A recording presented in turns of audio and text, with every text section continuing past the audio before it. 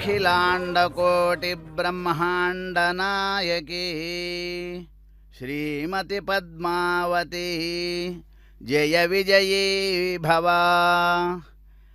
क्षीराम्भोरासिसारैः प्रभवति रुचिरैः यत्स्वरूपे प्रदीप्ते शेषान्येषां मृजेशान्यजनिषितसुधा कल्पदेवाङ्गनाद्याः यस्याः सिंहासनस्य प्रविलसति सदा तोरणं वैजयन्ती सेयं श्रीवेङ्कटाद्रिप्रभुवरमहिषी भातु पद्मावती श्रीः भगवती जय जय పద్మావతి।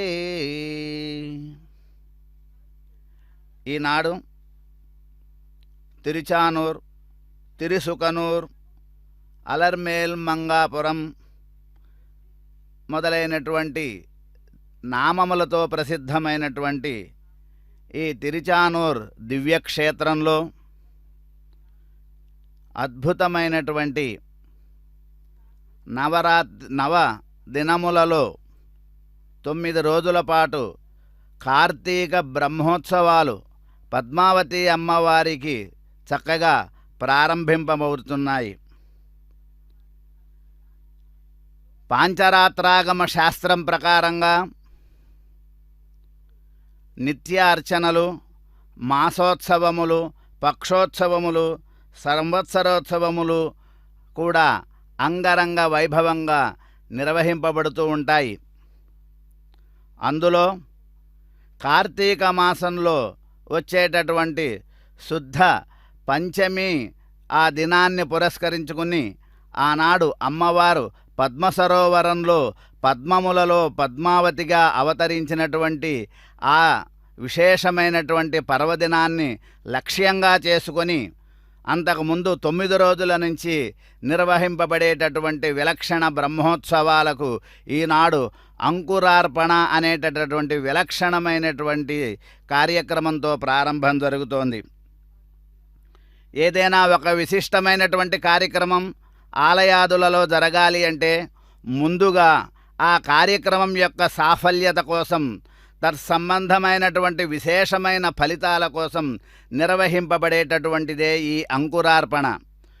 తిరుమల తిరుపతి దేవస్థానం విద్యుత్ శాఖ వారి చేత దేదీప్యమానంగా ఆ ఆకాశమంతా కూడా దగద్ధగాయమానంగా ప్రకాశించేటట్లుగా విశేష విద్యుత్ దీప కాంతులతో భూతల వైకుంఠంగా ప్రకాశించేటట్లుగా ఈ తిరుచానూరు క్షేత్రాన్ని ఈ పద్మావతి అమ్మవారి యొక్క కార్తీక బ్రహ్మోత్సవాల సందర్భంగా అత్యద్భుతంగా అలంకారం చేశారు.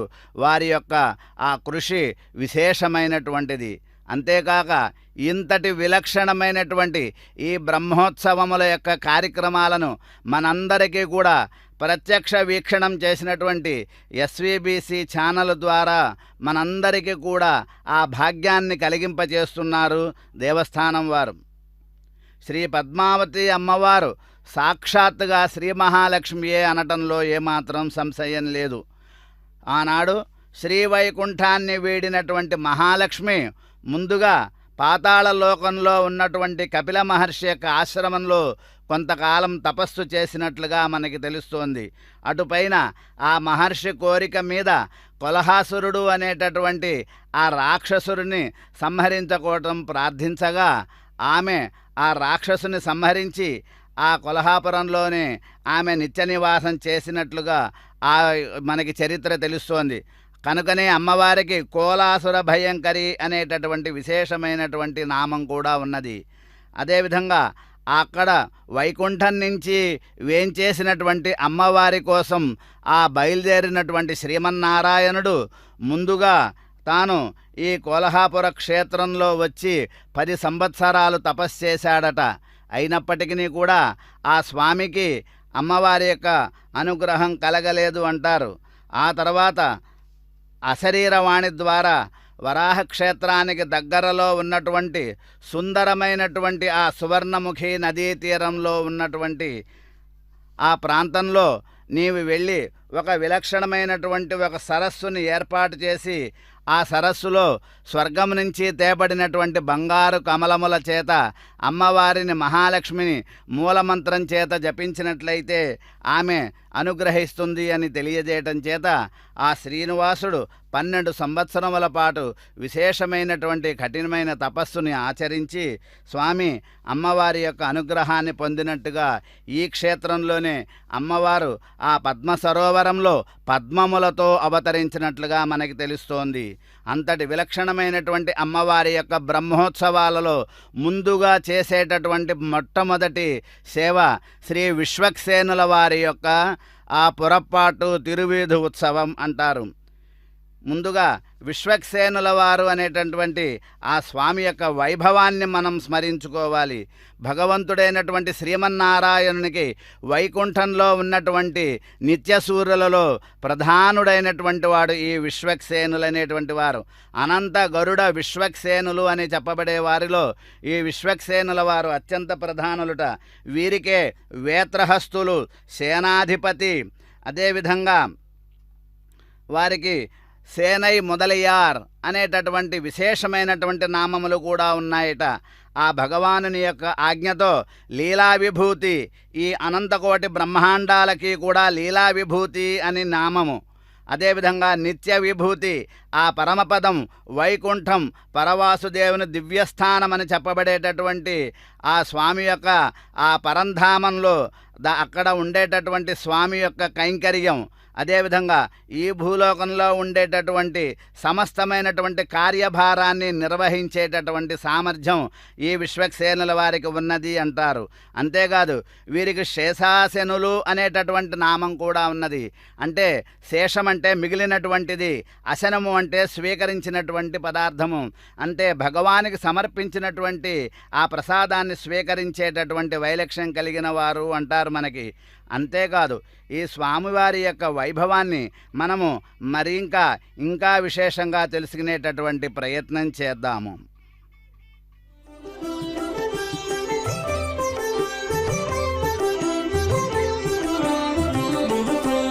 అదే వచ్చే నిదే వచ్చే నచ్చుతూ సేనాపతి,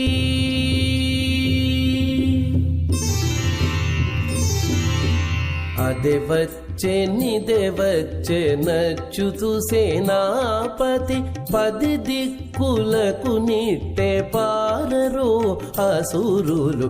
అదే వచ్చే నిదే వచ్చే నచ్చుతూ సేనాపతి, 10 దిక్కులకు నిట్టే పారరు అసురులు. అదే వచ్చే నిదే వచ్చే నచ్చుతూ సేనాపతి.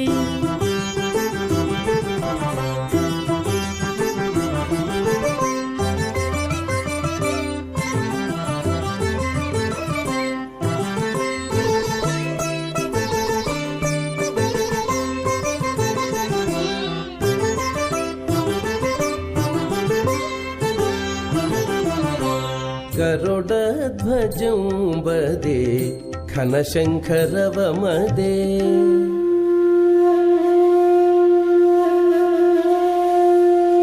గరుడధ్వజం వదే ఘనశంఖరవమదే, సరుసని విష్ణుదేవ చక్రమదే.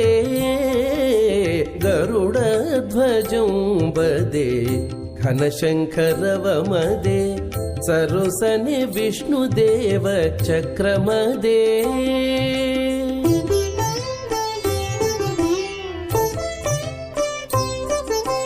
మురవైరి పంపులవే ముందరి సేనలవే, మురవైరి పంపులవే ముందరి సేనలవే, పరచి గగులకారై పారరోదానవులు, పరచి గగులకారై పారరోదానవులు. అదే వచ్చే నిదే వచ్చే నచ్చుతూ సేనాపతి, 10 దిక్కులకు నిట్టే పారరో అసురులు.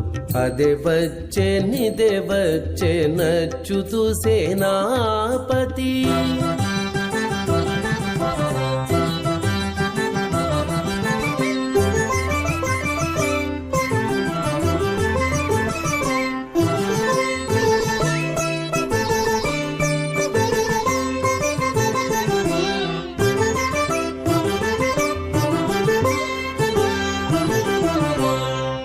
తెల్లని గొడుగులవే దేవదుందుభులునవే తెల్లని గొడుగులవే దేవదుందుభులునవే ఎల్ల దేవతల రథాలింతటానవే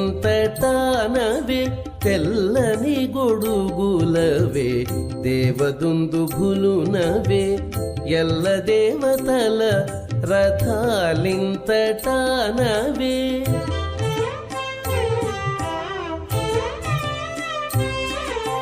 కెల్లురేగి నిక్కి హరికీర్తి భుజములవే కెల్లురేగి నిక్కి హరికీర్తి భుజములవే పల్లపు పాతాళన పడరోదనుజులు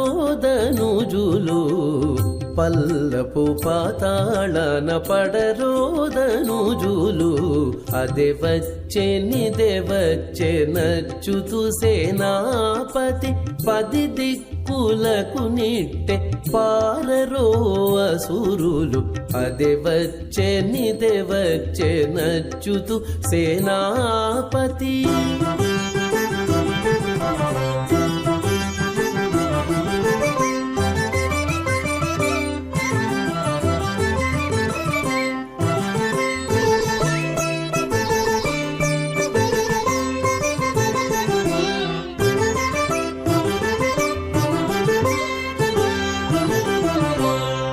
వెండి పైడి గూదేలవే వెంజామరములవే వెండి పైడి గూదేలవే వెంజామరములవే మెండగు కైవారాలు మించినవవే వెండి పైడి గూదేలవే వెంజామరములవే మెండగు కైవారాలు మించినవవే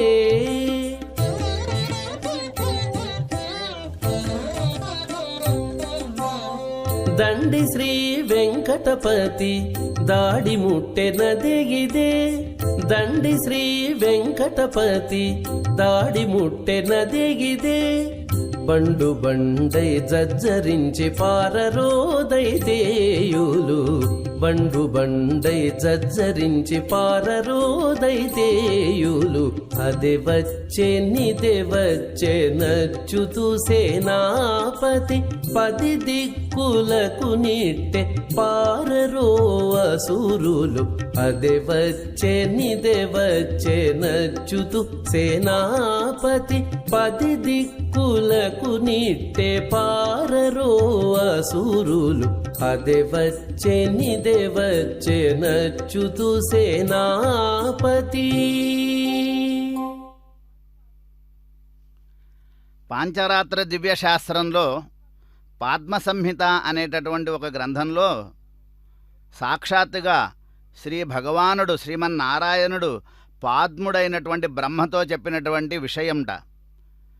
దౌవారికేషు సర్వేషు యశ్చండః ప్రథమో భవేత్ స దేవాసురయోర్యుద్ధే బలీదండధర స్వయం జఘాన దైత్యాన్ దేవార్ధం ఆత్మనా అభిప్రచోదితః తస్య తుష్టో అహం అదదాం మత్స్వరూప సరూపతాం ఐశ్వర్యం కుముదాదీనాం బలం చ ప్రతివారితం విశ్వక్సేన సమాఖ్యాతం సర్వసేనాధిపోచితాం చండస్య ప్రజేదు ఉగ్రం అన్యం స్థాపితవానహం అని ఆనాడు భగవానుడైనటువంటి శ్రీ మహావిష్ణువుకు ఉన్నటువంటి అష్టవిధ ద్వారపాలకులలో ప్రథముడు ఈ చండు అనేటటువంటి ఆయన ముందుగా దేవాసుర యుద్ధంలో చండు అనేటటువంటి ఆయన రాక్షసులను సంహరించి స్వామివారికి ఎంతో ఉపకరించారట. అందుకు సంతోషించినటువంటి శ్రీ మహావిష్ణువు తన రూపసామ్యమును అనగా చతుర్భుజములు, శంఖచక్రములు, దివ్యమంగళ విగ్రహ శోభను, గదాది ఆయుధములను, దివ్యమాలలతో స్వామి యొక్క స్వరూపత్వాన్ని అనుగ్రహించారట. అంతేకాదట, అప్రతిహతమైనటువంటి బలాన్ని, అనంతకోటి బ్రహ్మాండాలలో గల సమస్త సేనావాహినికి, సమస్తమైనటువంటి గణాధ్యక్షులకు, అదేవిధంగా ప్రజాపతులందరికీ కూడా వారందరి యొక్క సైన్యాధిపత్వాన్ని ఆయనకి అనుగ్రహించి విశ్వక్సేనులు అనేటటువంటి నామంతో వారిని కీర్తించారట. అంతేకాదు ఈ చండ అనేటటువంటి ఆ ద్వారపాలక స్థానానికి మరొకరిని స్వామి నియోగించినట్లుగా మనకి అక్కడ తెలుస్తోంది.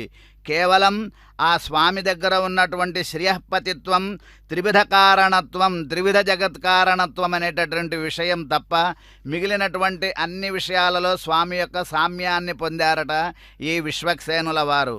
కాబట్టి ఈ విశ్వక్సేనుల వారి యొక్క ఆరాధనతోనే సమస్తమైనటువంటి వైష్ణవ కార్యక్రమములన్నీ కూడా జరిపించటం అనేటటువంటిది సంప్రదాయంగా ఉన్నది. అంతేకాదు అదే పద్మ సంహితలో కూడా విశ్వక్సేనునికి ఒక దివ్య మహిషి, ఒక పత్ని కూడా ఉన్నదని వివరించారట మనకి అక్కడ. దేవీంచ విశ్వక్సేనస్య వామపార్శ్వే ప్రతిష్ఠితాం నామ్నా సూత్రవతీం కుర్యాత్ కమలామివ లక్షితాం అని ఏ విధంగానైతే శ్రీ మహావిష్ణువుకి మహాలక్ష్మి అనపాయిగా వేంచేసి ఉన్నదో అదేవిధంగా విశ్వక్సేనుల వారికి ఎడమ భాగంలో సూత్రవతీదేవి అనేటువంటి ఆమెను పత్నిగా అక్కడ ఉన్నట్లుగా మనకి తెలియజేస్తున్నారంటున్నారు. కనుకనే సమస్తమైనటువంటి వైష్ణవ ఆరాధనలన్నిటిలో కూడా సమస్త సేనా పరివార అధిపాయ సూత్రవతీ సమేతాయ శ్రీమతే విశ్వక్సేనాయ నమః అని మనకి ఆచార్యులందరూ కూడా కీర్తిస్తూ ఉంటారు. ఇక ఆయన యొక్క పరివారం గురించి మనం చూసినట్లయితే పాంచరాత్రాగమంలో రత్నత్రయంలో ఒకటైనటువంటి పౌష్కర సంహితలో కూడా గజాననో జయత్సేనో హరివక్త్రో మహాబలః కాలప్రకృతి సంజ్ఞశ్చ చతుర్ధః కమలోద్భవః గణరాజేశ్వరా హ్యేతే చత్వారః మదోద్యతాః ఆజ్ఞా ప్రతీక్షాశ్చ సర్వే సుశ్వేతః చమరోద్యతాః అనేటటువంటి ఆ శ్లోకాలలో కూడా గజాననుడు, జయత్సేనుడు, హరివక్త్రుడు, అదేవిధంగా గణరాజేశ్వరుడు అను నలుగురు ప్రధానమైనటువంటి సేవకులు ఉంటారట. వారికి విశ్వక్సేనుల వారు ఈ ఉభయ విభూతులలో ఉండేటటువంటి సమస్త కార్యములను వారు ఆజ్ఞలు వేస్తారట. వారి ఆజ్ఞల ద్వారా ఈ నలుగురు కూడా మిగిలినటువంటి సమస్తమైనటువంటి విశ్వంలో ఉండేటటువంటి సమస్త సేనలకు కూడా ఈ కార్యక్రమాలను ఆజ్ఞలను వాళ్ళు ముందుకి నడిపిస్తూ ఉంటారట. కాబట్టి ఇంతటి వైలక్షణ్యం కలిగినటువంటి వారు ఈ విశ్వక్సేనుల వారు. అంతేకాదుట శ్రీవైష్ణవ సంప్రదాయంలో ప్రధానంగా సమస్తమైనటువంటి వైదిక కార్యక్రమాలలో ఏ రకమైనటువంటి విఘ్నములు కలగకుండా ఉండేటట్లు ముందుగా విశ్వక్సేన ఆరాధనను మనకి తెలియజేస్తారు పూర్వాచార్యులు అంటున్నారు. అంతేకాదు ఆ స్వామి శ్రీమన్నారాయణుని యొక్క సంబంధమైనటువంటి ఏ విధమైన కైంకర్యాలలో పూజాదులలో కూడా ముందుగా స్వామికే అగ్రతాంబూలం, స్వామికే ముందు అర్చన ఉంటుంది అని మనకి తెలియజేస్తున్నారు.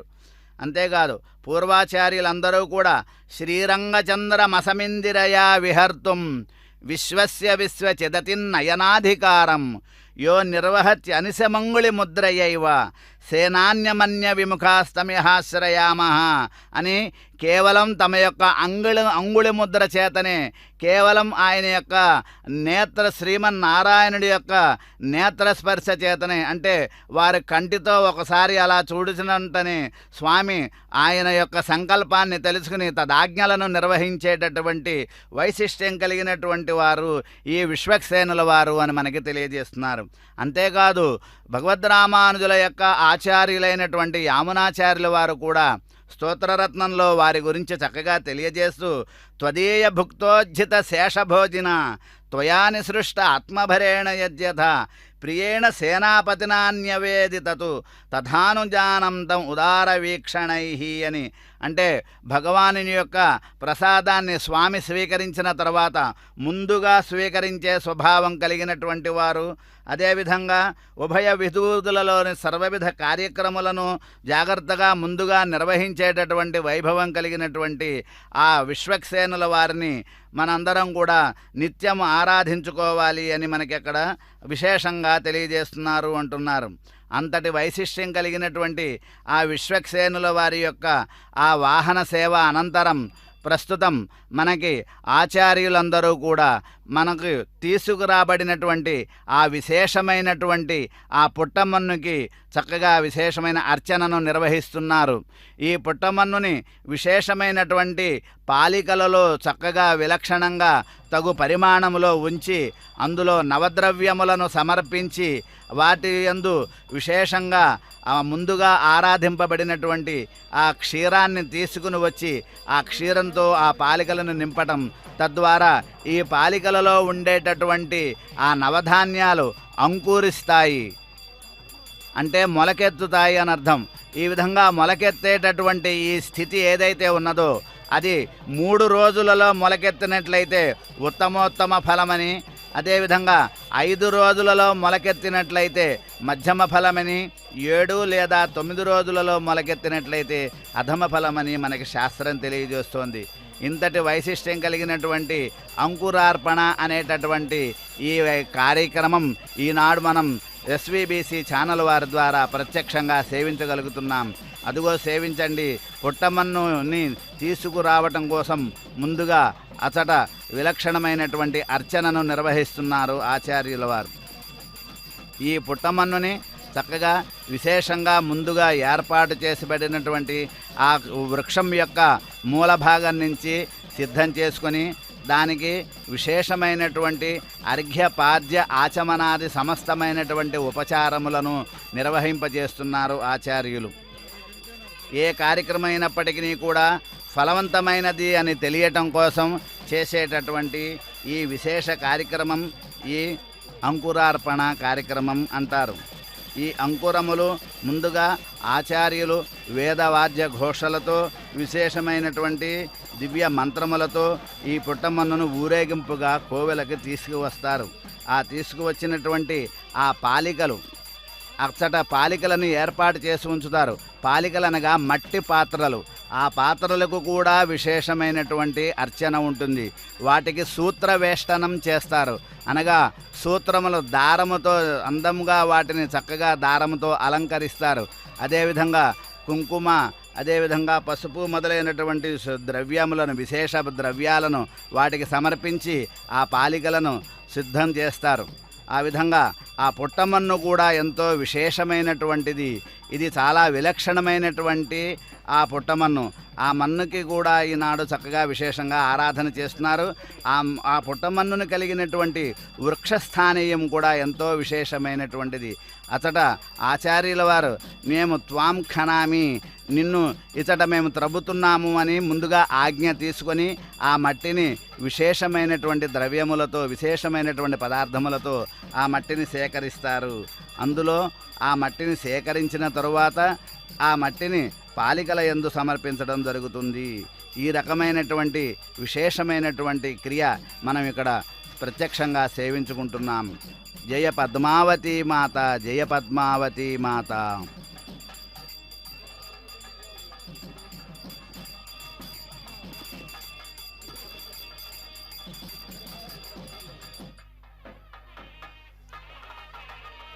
తీసుకురాబడినటువంటి ఆ పుట్టమన్నుని అతట ఆలయంలో ఏర్పరచబడినటువంటి పాలికలలో వాటిని చక్కగా ఏర్పరుస్తారు.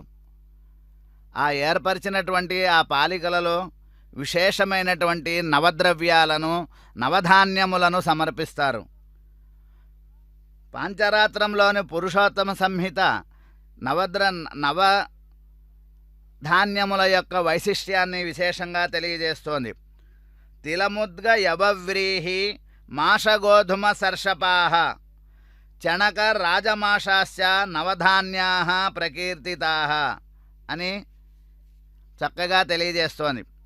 అందులో తిలలు అనగా నువ్వులు, ముద్గలు అనగా అనగా పెసలు, యవ అనగా చిన్న గోధుమలు, వ్రీహి అనగా వడ్లు, మాష అనగా మినుములు, గోధుమలు, అదేవిధంగా సర్షపాహ ఆవాలు, చనకాహ శనగలు, రాజమాషాహ బొబ్బర్లు మొదలైనటువంటి ఈ నవధాన్యములతో కూడినటువంటి వాటిని ఈనాడు విశేషంగా ఊరేగింపుగా తీసుకురాబడినటువంటి ఈ పుట్టమన్నులో సమర్పిస్తారు ఆచార్యులు.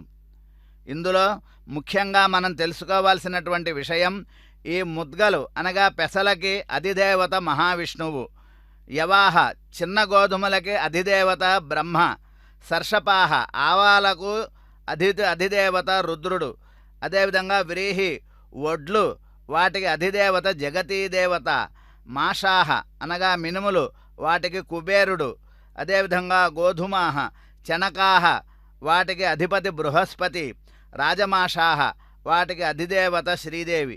ఈ రకంగా ఆ నవధాన్యములకు అధిదేవతలను ఆహ్వానించినట్లుగా వారి యొక్క అనుగ్రహం చేత ఈ కార్యక్రమం విశేషమైనటువంటి ఫలప్రదవంతమవుతుంది అనేటటువంటి దానికి సూచికగా ఈ కార్యక్రమాన్ని నిర్వహిస్తారు.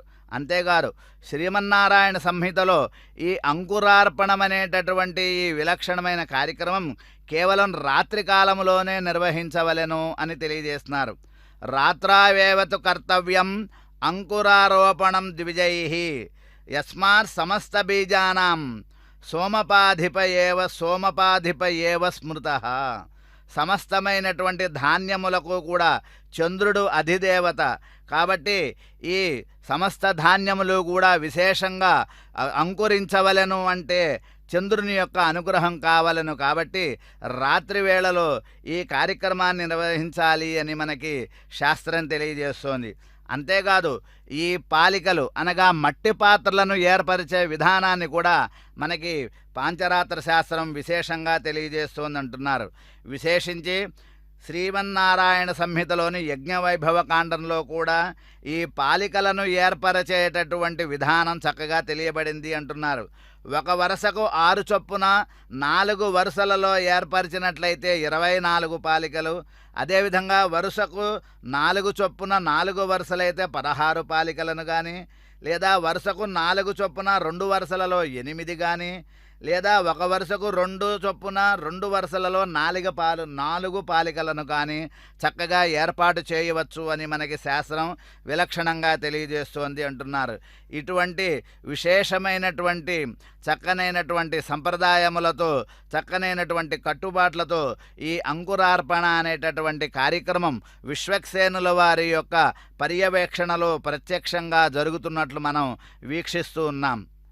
ఇంతటి వైభవం కలిగినటువంటి అమ్మవారి బ్రహ్మోత్సవాలు రేపటి నుంచి చినశేషవాహనంతో ప్రారంభం కాబోతున్నాయి.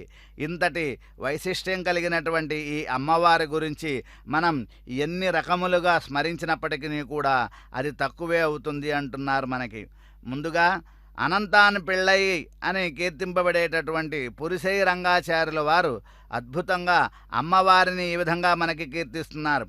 శ్రీశైలానంతసూరేః సధవముపవనే చోరలీలాం చరంతి చాంపేయే తేన బద్ధా స్వపతిమవర్తయస్య కన్యా సతీయా యస్యాం శ్రీశైలపూర్ణ శ్వశురయతి చ హరేః తాతభావం ప్రసన్నః సేయం శ్రీవేంకటాద్రిప్రభువరమహిషి భాతు పద్మావతి శ్రీః. ఈ శ్లోకంలో మనకి ఒక విలక్షణమైనటువంటి ఆ వెంకటేశ్వర స్వామి వారి యొక్క శ్రీ పద్మావతి అమ్మవారి యొక్క ఒక లీలా వినోదమైన కథను మనకి ఇక్కడ తెలియజేస్తున్నారు అంటున్నారు. తిరుమలలో శ్రీ అనంతాచార్యుల వారి యొక్క తోటలో జరిగినటువంటి ఒక విలక్షణమైనటువంటి ఒక లీలా విషయాన్ని మనం ముందుగా స్మరించుకుందాం. నీవే కా చెప్పజూప నీవే కా శ్రీ విభు ప్రతినిధివి సేన మొదలారి నీవే కా చెప్పజూప నీవే కా శ్రీ విభు ప్రతినిధివి సేన మొదలారి నీవే కా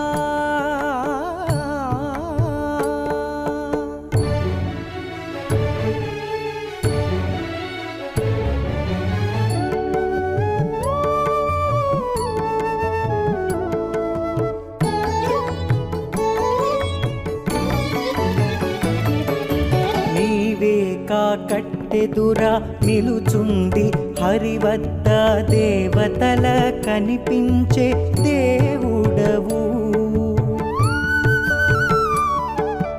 నీవే నీవేకా కట్టెదురా నిలుచుండి హరివద్ద దేవతల కనిపించే దేవుడవు ఏ వంక విచ్చేసినాను ఇందిరాపతికి నిజ సేవకుడవు నీవేకా సేన మొదలారి సేన మొదలారి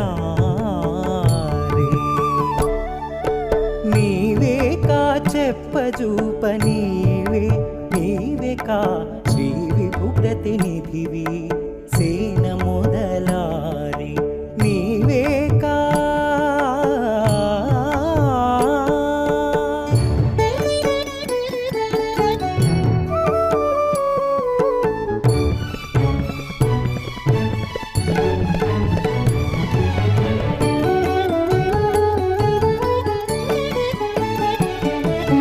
పసిడి బద్దలవారు 10 కోట్లు గొలువా దెసల పంపులు పంపే ధీరుడవు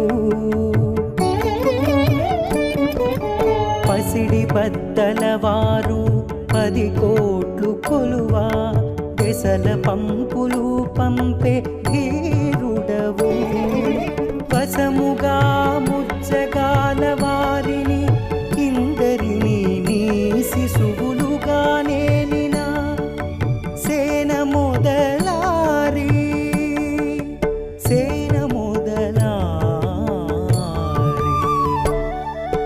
నీవేకా చెప్పజూప నీవేకా శ్రీ విభు ప్రతినిధివి సేన మొదలారి నీవేకా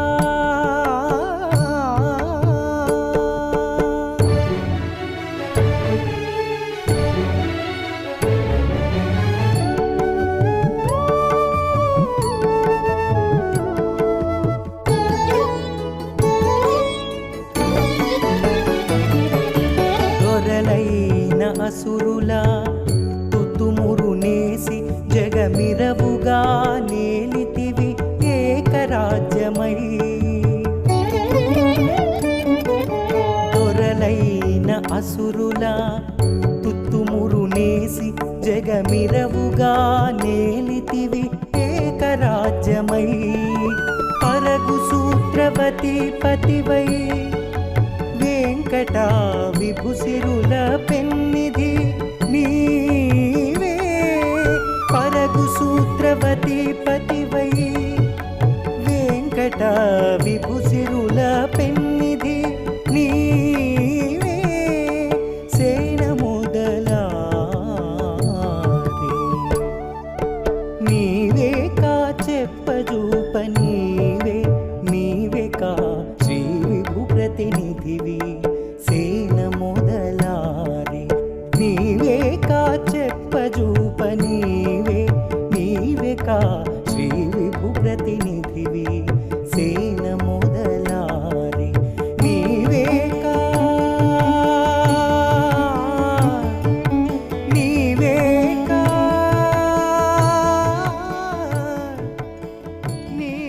ఆనాడు తిరుమలలో అనంతాచార్యుల వారిచే ఏర్పరచబడినటువంటి రామానుజ తోట అని ఒకటి ఉండేది, ఒక ఉద్యానవనం ఉండేది. ఆ ఉద్యానవనంలో రాత్రిపూట స్వామివారు పద్మావతి అమ్మవారితో రాజదంపతులు వచ్చి చక్కగా ఆ ఉద్యానవనంలో ఉండి అతడి ఫలములను స్వీకరించడము అలా చేయడం చేత ఆ ఉద్యానవనం అంతా కూడా చిందరబందరగా చేసేవారట. అయితే తెల్లవారు చూసేసరికి అదంతా ఉండటం చూసి ఆ రకంగా అనంతాళ్వాను కొంతమందిని కాపలా పెట్టారట. అయితే ఆ కాపలా పెట్టిన వారికి కూడా స్వామి అమ్మవారి కనపడకుండానే ఉన్నారట. ఇలా 8 రోజులు గడిచింది. ఒకనాడు 9వ రోజు అనంతాళ్వాను తానే స్వయముగా వెళ్ళి అక్కడ ఉన్నవాళ్ళు ఎవరో ఎందుకు అలా చేస్తున్నారో అని ఆయన ప్రయత్నించగా రాత్రిపూట ఒకనాడు అమ్మవారితో విహరిస్తున్నటువంటి స్వామివారు కనిపించారట. ఆ స్వామి ఇద్దరినీ గట్టిగా పట్టుకున్నప్పటికీ స్వామివారు మాత్రం తప్పించుకున్నారట. పద్మావతి అమ్మవారు మాత్రము అనంతాళ్వానికి చిక్కారట. అయితే కనుక ఆమె యొక్క వివరాలను స్వామి అడిగారు అనంతాళ్వాన్. అయితే భర్త యొక్క నామము చెప్పకూడదు కాబట్టి ఆమె మౌనంగా ఉండటం చేత రేపు ఉదయం నీ భర్త ఎవరో వచ్చినప్పుడు తెలుస్తుంది, అప్పటి వరకు నీవు ఇచటనే ఉండవలను అని ఆమెను ఒక సంపంగి వృక్షానికి స్వామి కట్టివేశారట. తెల్లవారు చూసినట్లయితే స్వామివారి యొక్క సన్నిధిలో స్వామి యొక్క వక్షస్థలంలో అమ్మవారు కనపడలేదట అర్చకులకి. ఈ విషయం రాజుగారికి తెలిసి అర్చకులను నిలదీయగా వారు అసలు విషయం అర్చకుని యందు స్వామి ఆవేశించి ఈ రకమైనటువంటి జరిగినటువంటి విషయాన్ని తెలియజేశారట. అప్పుడు రాజుగారు మొదలైన అర్చకులు అందరూ కూడా అనంతాడ్వాన్ స్వామివారి యొక్క తోటకి వెళ్ళి చూడగా అతడు అమ్మవారు కట్టబడి ఉన్నారట. ఈ విషయం తెలిసినటువంటి అనంతాడ్వాను అపరాధం జరిగిందని స్వామివారికి అదేవిధంగా పద్మావతి అమ్మవారి దగ్గర క్షమాపణను కోరినట్లుగా తిరిగి మళ్ళీ వారిద్దరికీ కూడా తాను కైంకర్యం సమర్పించినట్టుగా ఒక విశేషమైనటువంటి గాథ మనకి తెలుస్తోంది. అనంతాడ్వాన్ వారి యొక్క వైభవం, అమ్మవారి యొక్క అనంతాడ్వాన్ల యొక్క చరిత్ర ద్వారా అమ్మవారి వైభవాన్ని మనం తెలుసుకోవచ్చు అంటున్నారు మనకి పూర్వాచార్యులు. అంతేకాకుండా శ్రీగుణరత్న కోశంలో కూడా శ్రీ పరాశర భట్ట వారు అమ్మవారి యొక్క వైభవాన్ని విశేషంగా మనకి తెలియజేస్తున్నారు. స్వరూపం స్వాతంత్ర్యం భగవతః ఇదం చంద్రవదనే త్వదాశ్లేషోత్కర్షాద్భవతి ఖలు నిష్కర్ష సమయే త్వమాసీహి మాతః శ్రీః కమితురిదమిత్థం త్వవిభవః తదంతర్భావాత్ త్వాం న పృథగభిధత్తే శృతిరసి. అంటే ఓ తల్లి, నీ యొక్క చేరిక చేతనే భగవానుడికి స్వరూపముగానే స్వాతంత్రముగానే సిద్ధిస్తోంది అంటున్నారు. ఇదే శాస్త్రార్థ నిష్కర్ష అనే పూర్వాచార్యుల యొక్క భావం కూడా మనకు తెలుస్తోంది. కానీ భగవానుడైనటువంటి వాడు అనన్యాధీన సత్తాకమైనటువంటి స్వరూప స్థితి కలిగిన వాడు. అంటే ఇతరులపై ఆధారపడాల్సినట్టు అవసరం లేకనే ఇతరులు తనయందు ఆధారపడేటటువంటి స్వభావం కలిగిన వాడు అయినప్పటికీ మరి అమ్మవారి యందు ఆధారపడటం ఎలా కుదురుతుంది అన్న దానికి మనకి ఇక చక్కగా వివరాన్ని తెలియజేస్తున్నారు. కమితుః ఇదమిత్థం త్వవిభవః త్వమసి అంటున్నారు మనకి ఆచార్యుల వారు. అంటే ఓ తల్లి, నీవే ఆ స్వామికి ఇదం త్వా విభవం అనగా ఈమెయే ఆయన యొక్క ఐశ్వర్యానికి ప్రతిరూపము. ఆయన యొక్క ఐశ్వర్యం ఉన్నది అంటే కనుక అందుకు కారణం అమ్మవారే అనేటటువంటి విషయాన్ని కూడా మనకి ఇక్కడ తెలియజేస్తున్నారు. అంతేకాదు ఇత్థంత్వ విభవ, అమ్మవారు ఇత్తంత్వ విభవ అని కీర్తింపబడుతున్నారు. అంటే ఇదంతయు కూడా ఆమెగానే ఉన్నవాడు, అంటే స్వామి అంతా కూడా అమ్మవారిగానే ఉన్నటువంటి వైభవం కలవాడు అనేటటువంటి విశేషమైన వర్ణన మనకు అక్కడ తెలియజేస్తారు పూర్వాచార్యులు. అంతేకాదు ఆళ్వార్లలో ఒకరైనటువంటి తిరుమలిశై ఆళ్వార్లు తిరువిల్లాత్తేవరై తేవరల్లారేత్తరేల్ మిన్ తేవు అని కీర్తించారు. లక్ష్మితో కూడి ఉండటం అనేటటువంటిది ఆ స్వామికి విశేషమైనటువంటి అలంకారము అని తెలియజేస్తున్నారు. అంతేకాదు లక్ష్మితో కూడనటువంటి అపరదైవం ఎవరైనప్పటికీ కూడా మాకు అవసరం లేదు అనేటటువంటి విషయాన్ని మనకి తెలియజేశారంటున్నారు. అంతేకాదు అయమీశ్వర అనేటటువంటి పదం విశేష్య నిర్దేశంతో లక్ష్మీ యొక్క స్థితిని తెలియజేస్తోంది. అనగా ఆ లక్ష్మితో కూడి ఉన్నటువంటి వాడు మాత్రమే ఆయన.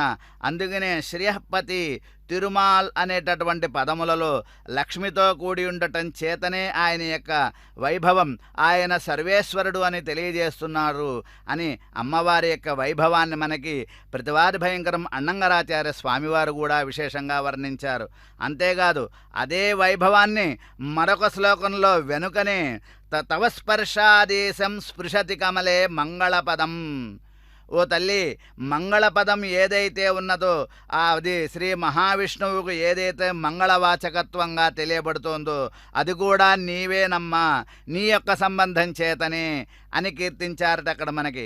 అందుకనే మనకి తెలియజేస్తుంటారు పూర్వాచార్యులు, మంగళం భగవాన్ విష్ణు, మంగళం మధుసూదన, మంగళం పుండరీకాక్ష, మంగళం గరుడధ్వజ అని మనకి ఆ మంగళవాచకత్వం ఏదైతే ఉన్నదో అది అమ్మవారి యొక్క అమ్మవారి యొక్క స్వరూపమే. అమ్మవారితో కూడి ఉన్నటువంటి స్వామిని ఆరాధించాలి అనేటటువంటి వైశిష్ట్యం మనకి అక్కడ తెలియజేశారంటున్నారు.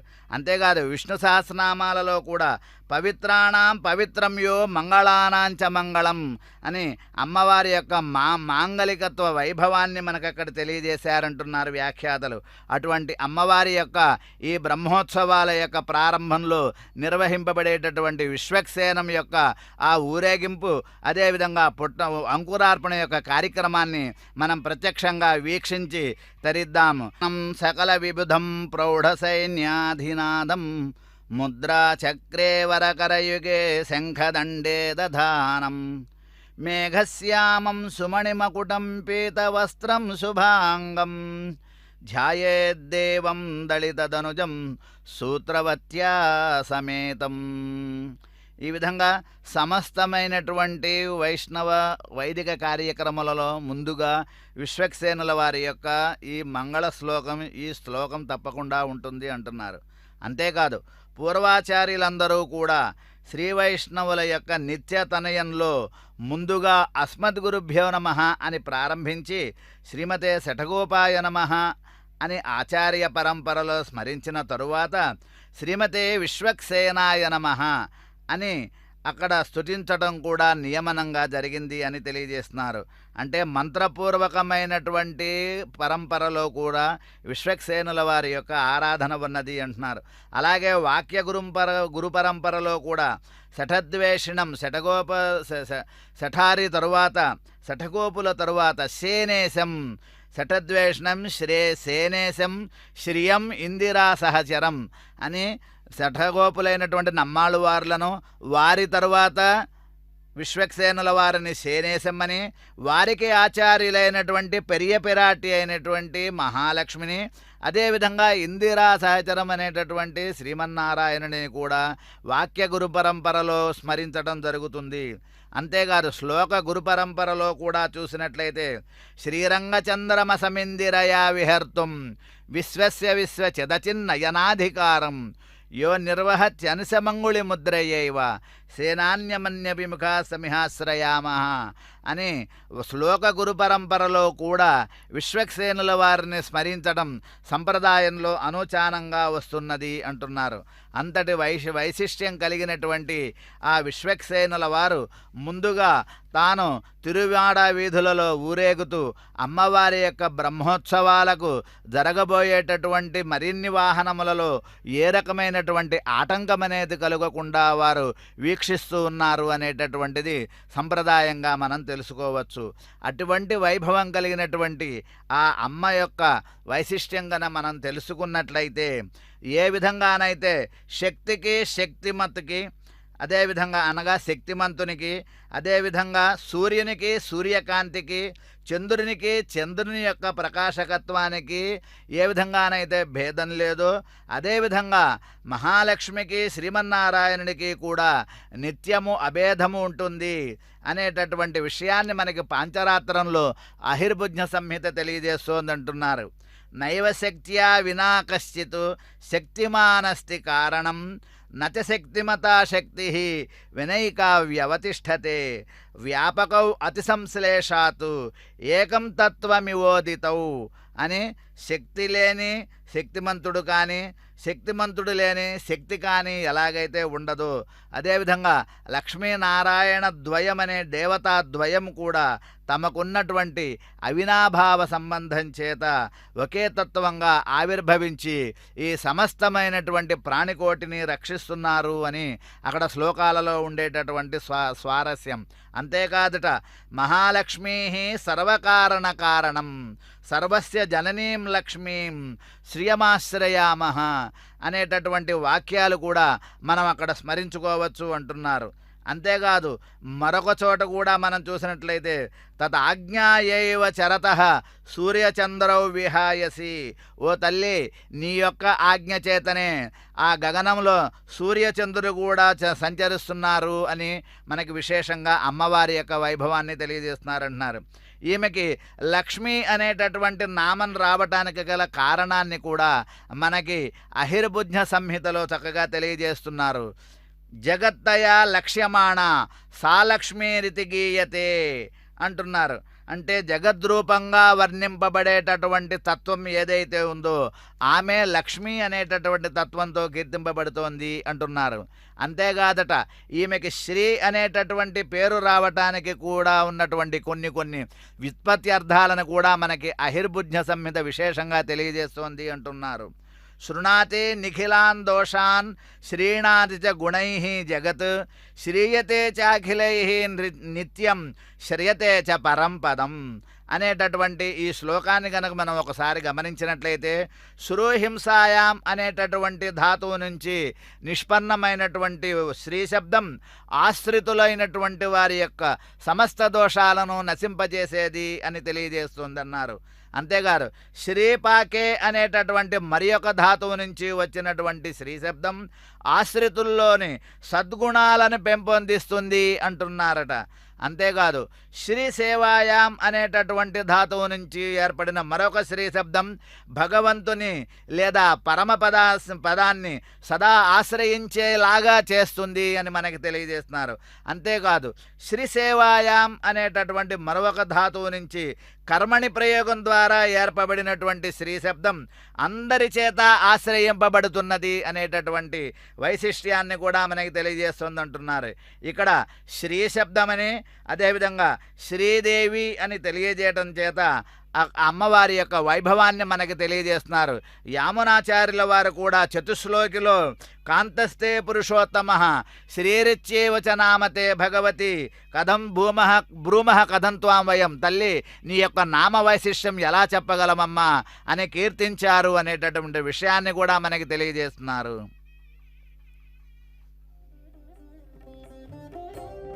ప్రసిద్ధి చెందినటువంటి విష్ణు పురాణంలో కూడా మహాలక్ష్మి యొక్క వైభవం అత్యంత స్పష్టంగా విశిష్టంగా చెప్పబడుతోంది.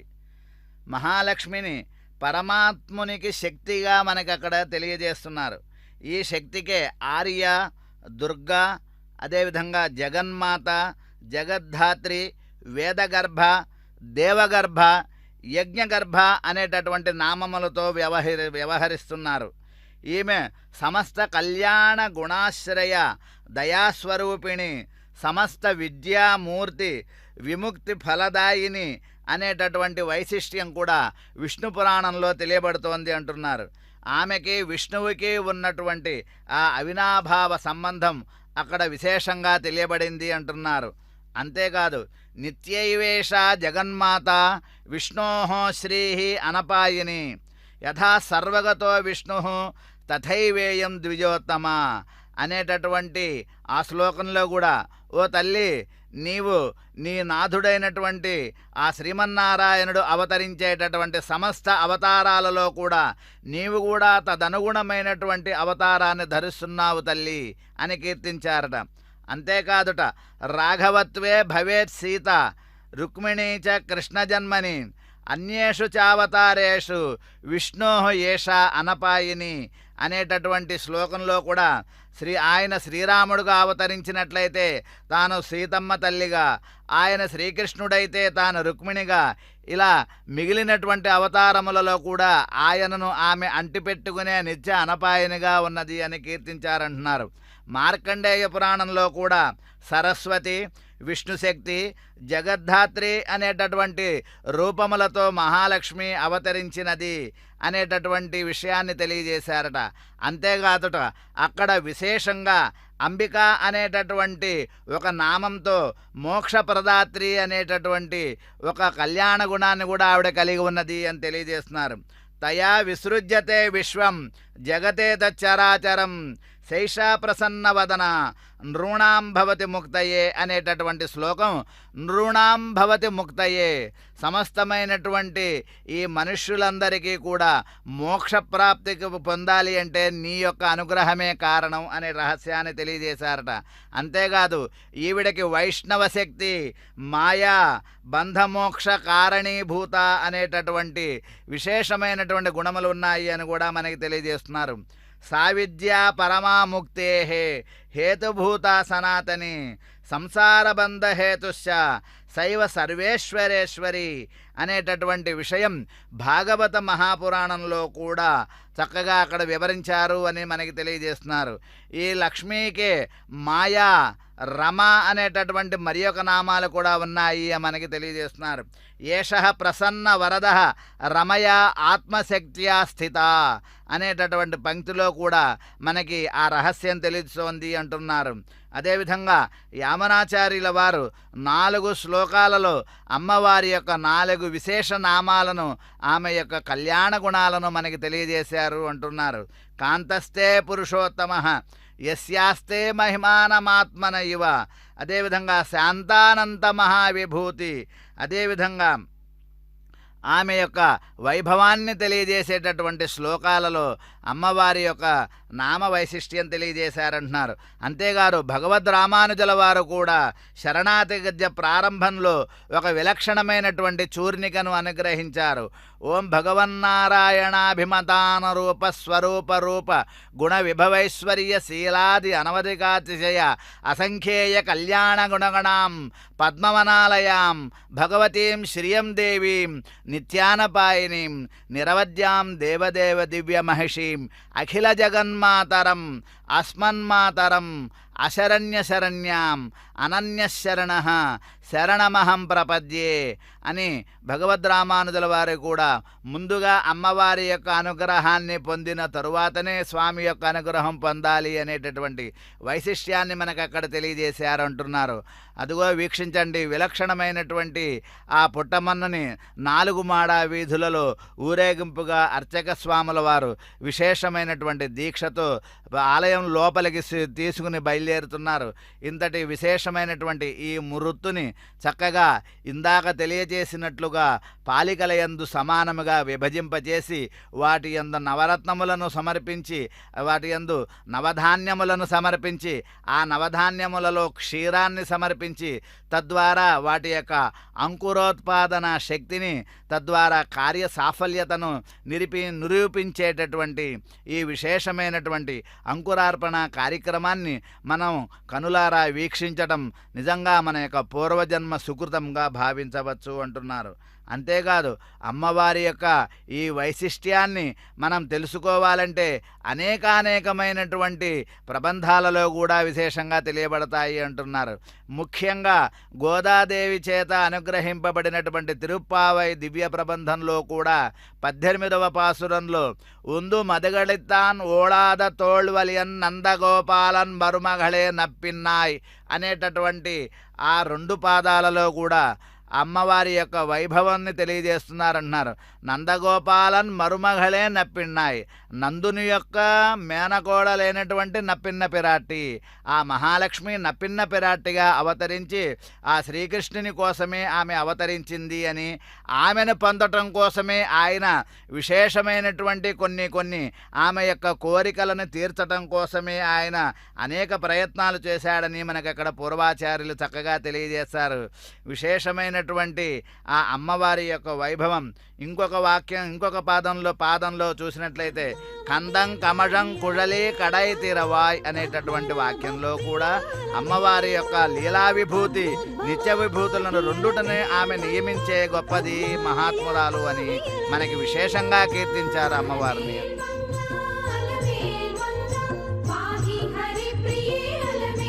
అనురాగానికి అమ్మ ఆదర్శం, ఆరోగ్యానికి Shri Sai homeo stores and clinic. అనుభవం, అర్హత, అంకిత భావం కల డాక్టర్లచే చికిత్స.